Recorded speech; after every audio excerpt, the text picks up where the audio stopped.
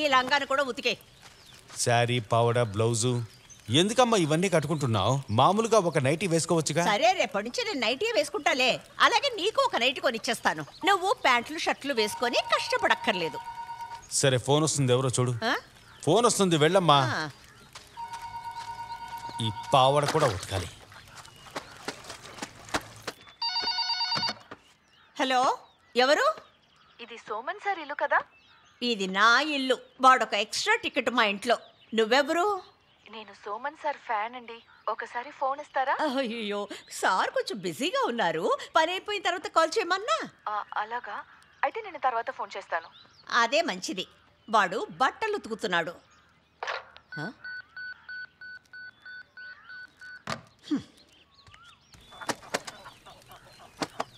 రే, నీ ఫ్యాన్ అట ఒక అమ్మాయి ఫోన్ చేసింది.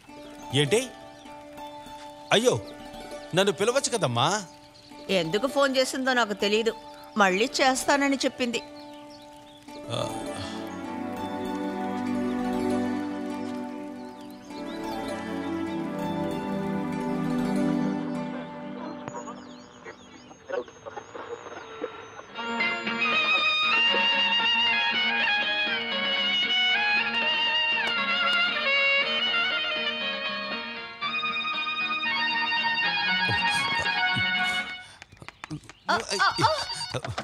హలో హలో, మీరు సోమన్ సారే కదా?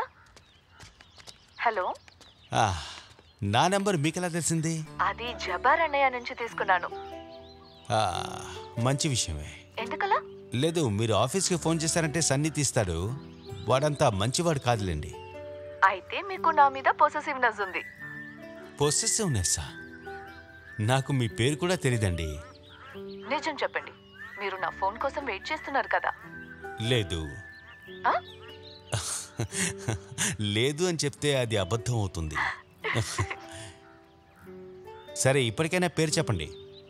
శాలిని. శాలిని. బేబీ శాలినియా? బేబీ లేని శాలిని.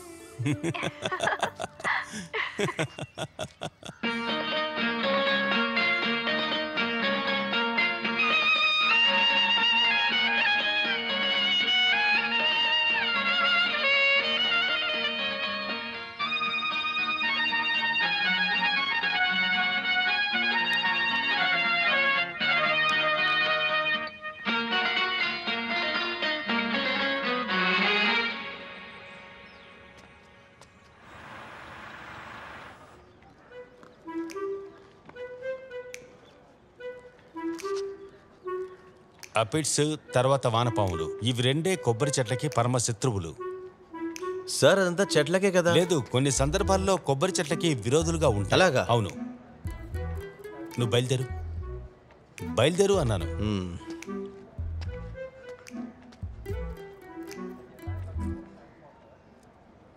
చెప్పు.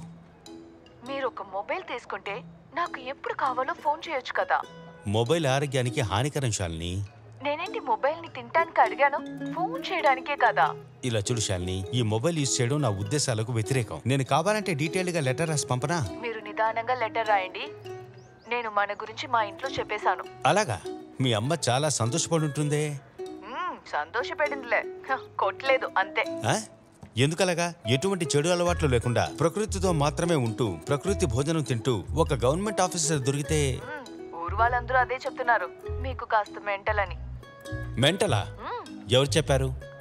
ఎవరు చెప్పలేదు, కానీ నాకు ఈ మెంటలే ఇష్టం. మరి ఇంకేంటి సమస్య? సమస్య ఏంటా? మన గురించి తెలిసిన తర్వాత అమ్మ తిడుతూనే ఉంది. ఇప్పుడు అమ్మ చెప్తుంది ఏం తెలుసా?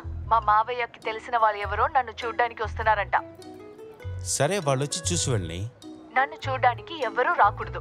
నన్ను చూడ్డానికి వచ్చే వ్యక్తి మీరు కావాలి.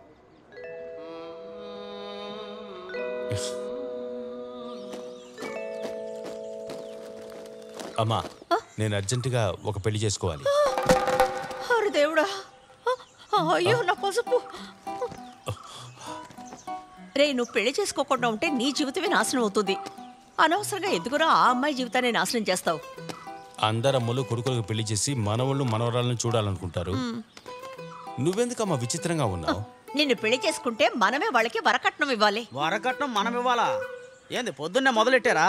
సజ్జయ్, వాడు పెళ్లి చేసుకోవాలంటున్నాడు. చేసుకొని మంచిదే కదా. ఎవర్రా అమ్మాయి? శాలిని. ఎలా ఉంటుంది? నేను ఇంకా డైరెక్ట్ గా చూడలేదు. చాలా బాగుంది. నాలాగే అందాన్ని ఆరోగ్యాన్ని కాపాడుకునే అమ్మాయినమ్మా శాలిని. అది ఎవరు చూశారు? తన మాటల్ని బట్టి అలాగే అనిపించింది. సోమా, ఈ ప్రేమ అనేది ఉంది చూడు, షేర్ ఆటోలో వెళ్తున్నట్టు యాడైనా దిగిపోవచ్చు. కానీ పెళ్ళలా కాదు, ఏరోప్లేన్లో వెళ్తున్నట్టు. దిగాలనుకున్నా దిగలేము, సావాటలా ఉంటుంది. ఏంది, అర్థమైందా? పాపం ఆ పిల్ల, నేను తప్పించుకున్నాను. విన్నావుగా? ఇక్కడనా? ఇక్కడే ఎక్కడో చెప్పింది. అక్కడ నుంచి చూడు, అది అక్కడ.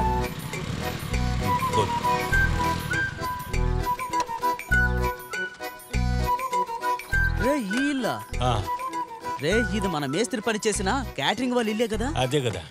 సరే లోపలికి వెళ్దాం. రండి రండి వెళ్దాం.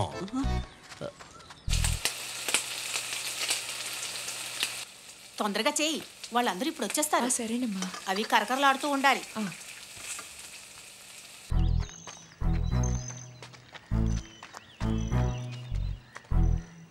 అబ్బా, మంచి వాసన వస్తుందన్నా. విందుగాని ఏర్పాటు చేస్తున్నారంటావా?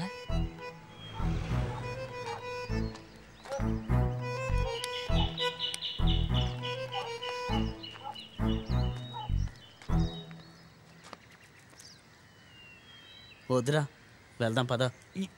ఎక్కడికి పారిపోతున్నావు? ఉండన్నా. ఆహా ఆహా ఆహా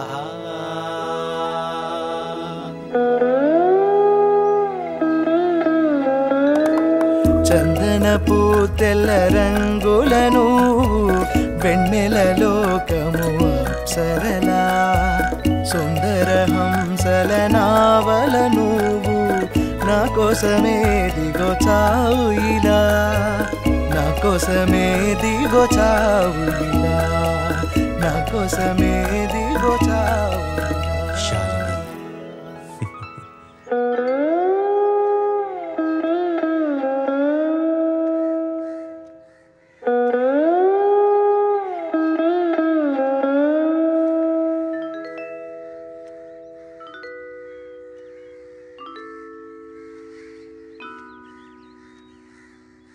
కూలి పని చేసుకున్నాడికి నా కూతురు ఇవ్వమన్నా అసలు ఇవ్వను.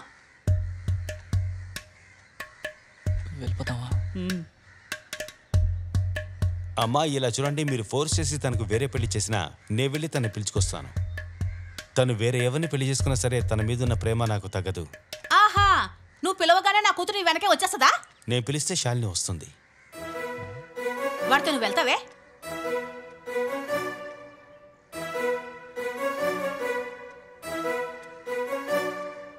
నేనెళ్తాను.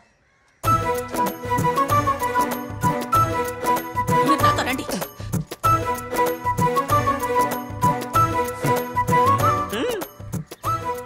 రమ్మంటున్నాను కదా. ఏంటి? ఇలా చూడు, దుబాయ్లో పనిచేస్తున్న ధనవంతుల అబ్బాయిని మా అన్నయ్య సంబంధం తీసుకొచ్చాడు. వాళ్ళు కాసేపట్లో వచ్చేస్తారు. అలా ఎవరైనా వస్తే విషయం కల్పిస్తాను. ఇది ఎలా మాట్లాడుతుందో వింటున్నారా?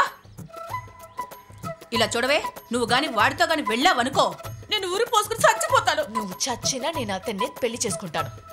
నువ్వు నిర్ణయం తీసుకున్నావా? ఎప్పుడో.